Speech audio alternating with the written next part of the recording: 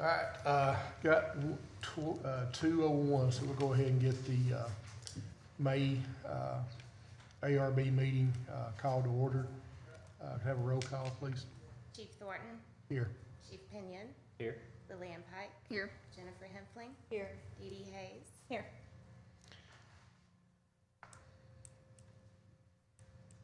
Hey, we feel pretty honored to have a new title on the end down here with Chief Pinion. We're pretty proud to have him getting the police chief job here in Decatur, so good to have him on our board.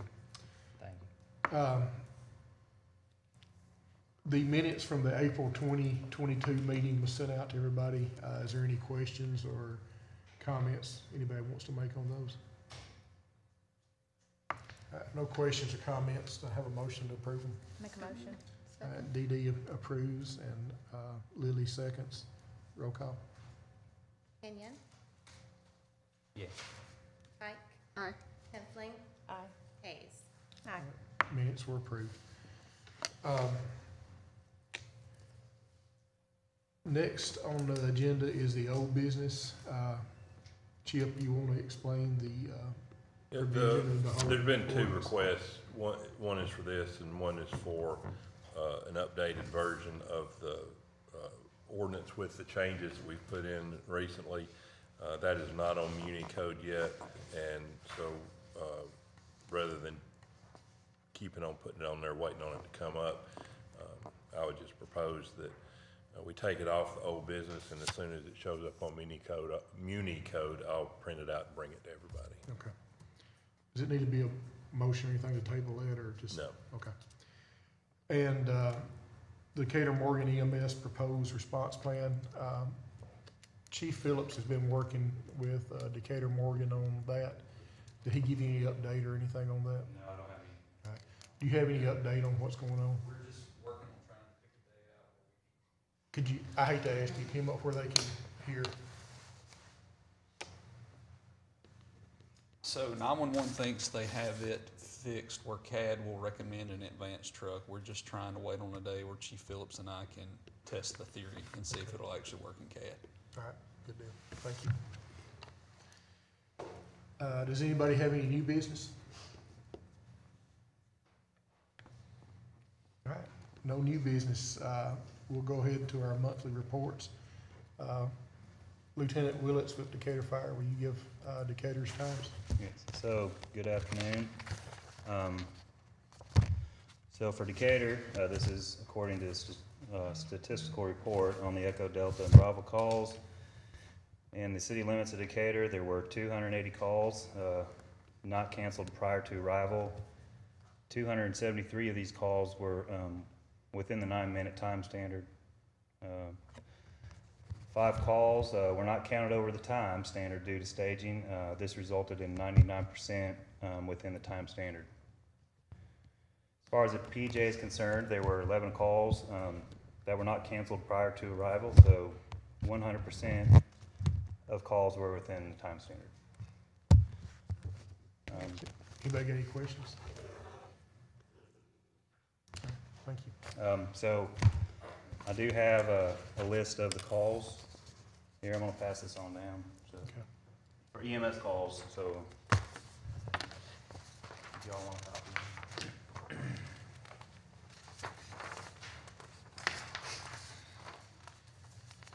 So in reference to Decatur Morgan Hospital's fractal response times, for the first quarter of 2022, they had 90% in the city limits fractile response after correcting some CAD errors in initial reporting. So there were 2 calls in January that were over the time limit, but after going over and researching the CAD data, both calls were over the time limits were done by error. So using the MDT and radio traffic, those were corrected, bringing the response times to 90% on the first quarter. For the police jurisdiction, the fractional time response times were maintained at 88% for the first quarter of 2022. And in compliance of the violation of Ordinance Section 320, a financial penalty number 22-00067, on May 9th was issued, and a request of 5 points were to be added, financial penalty of $5,000. And that's in reference to Section 340 EMS ordinance. So an appeal was requested by Decatur Morgan Hospital on the fractile penalty, So how much money? was the 5,000, And what was the point? 5 points. And that was first quarter of this year. They had 90% in the CD and 88% in the PJ. That's correct. All right, has anybody got any questions? All right, thank you, Lyle. Tyler, would you come up and give your times? And after you give your times for this month, if you want to go into your appeal, that'd be great. Okay. So for the month of April, in the city limits, we had an on-time performance of 94%. We responded to 296 calls. In the PJ, we were at 100%. We responded to 16 calls, meeting all of those in the under 13 minutes. So last month, CD 94% and PJ 100%. Yes, sir. All right, sounds good. And I forgot to print my appeal off, so I'd have it, so I'm trying to find it in my email real quick. Okay. So when you find your information on the appeal for the penalty and points for the first quarter, you just go ahead with that.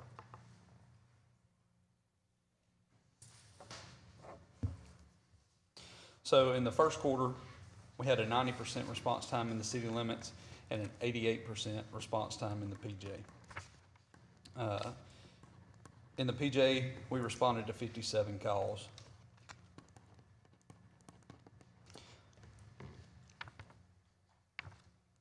So with that, as you know, during the first quarter, first response was still here the full month of January, the full month of February, and half the month of March. So we were splitting those calls in the PJ between the two of us. And when you miss one call, say you run 15 calls in the PJ and you miss 2 calls, you're going to be under that 90% mark, which led to a lot of that for us in the first quarter.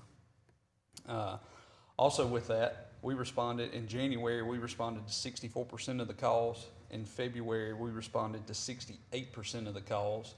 And in March, we responded to 87% of the calls that was in the city and the PJ.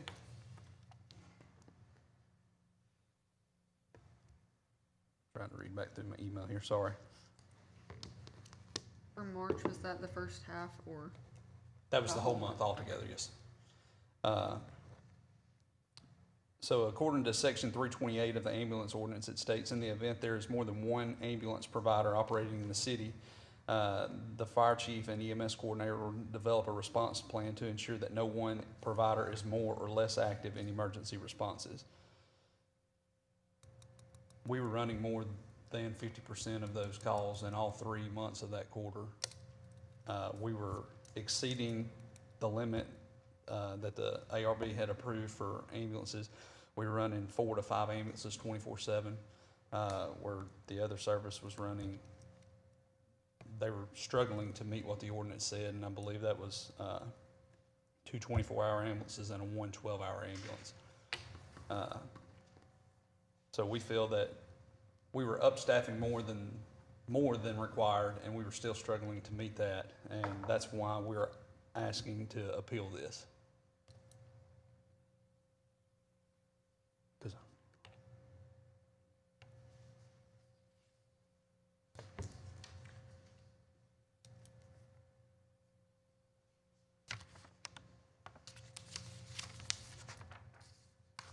You know, if you look at March, when we took over halfway through the month, we were at 91% in the city and 91% in the PJ. And then when you look at April, we were at 94 in the city and 100% in the PJ. Hey, could you say that again? So if you look at March, where halfway through the month we became the sole provider, we were at 91% in the city and 91% in the PJ. Then you look at April, where we had a full month as being the sole provider, we were at 94% in the city and 100% in the PJ, because we were able to get all of that volume.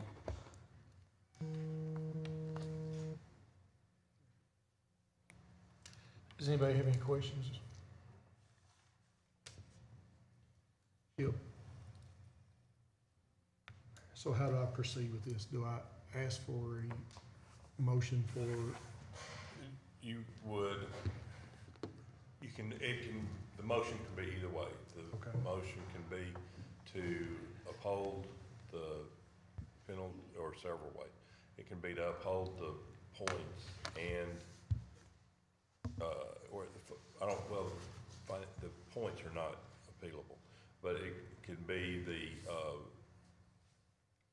to uphold the financial penalty. It can be to overturn the financial penalty, or it can be to modify the financial penalty. but the points haven't been assessed yet? Oh, yeah, they're assessed by y'all. Okay, never mind. But long week. All right. But yes, yeah, you would vote also to assess those. It would be best for those to be in two separate votes. Okay. And then, in the, I guess in the decision-making process, it is your prerogative as a board to, it's not a rubber stamp from the EMS coordinator, obviously. Your decision is not always followed then by the council. It is a review where other issues can be taken into account. Some of the fire folks would be able to give more information about how things were working during that last quarter and whether or not that would give any leeway for sort of sliding scale working into it. I will say, just as a practical matter, and I'm not advocating either way, it's just there's two interests going here. One, we've been pushing consistently for strict adherence to the ordinances. At the same time, when this ordinance came into effect and in other transition periods, we have cut slack and phased things in. So it's a judgment call on behalf of the board whether the extenuating circumstances or the strict adherence rules out, and that's why we have a board rather than a computer figuring it out. So that's for y'all's decision. So just to kind of sum up what you said, you're saying that you are saying that you think you didn't make the times because during this time, first response wasn't, number one, running the amount of calls that they needed to. They weren't sharing during the load. time. Yeah, they wasn't sharing the load with you. And also, I think I'd heard Chief Phillips say something about the time it took you to get ready, going in 27 hours running all the calls. Right, they submitted their notice sometime, or it was around 24, 25 hours notice that they gave us that they were gonna be closing operations. Okay. With what Chip and Decatur Morgan says, anybody got any questions for either one of them?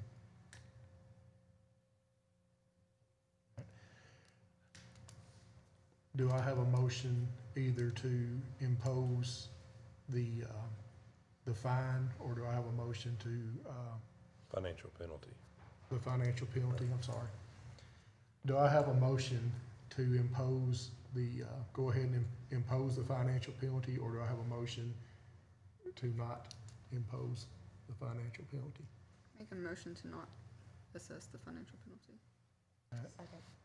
So, I got a first by Lily and a second by Jennifer. Roll call, please. Kenyon? Aye. Pike? Aye. Heffling? Aye. Hayes? No. So the motion carried 3-1, not to impose the financial penalty. Do I have a motion to impose the points or a motion to not impose the points? Motion to not impose the points. Second. I got a first by Lily, a second by Jennifer to not impose the points. Roll call, please. Kenyon, No. Pike, Aye. Heffling, Aye. Hayes. I guess I'll vote abstain. Since I didn't vote the first time. So it would be passed with 2 yes, not to impose, Two. 1 no, and 1 One abstention. abstention, yes.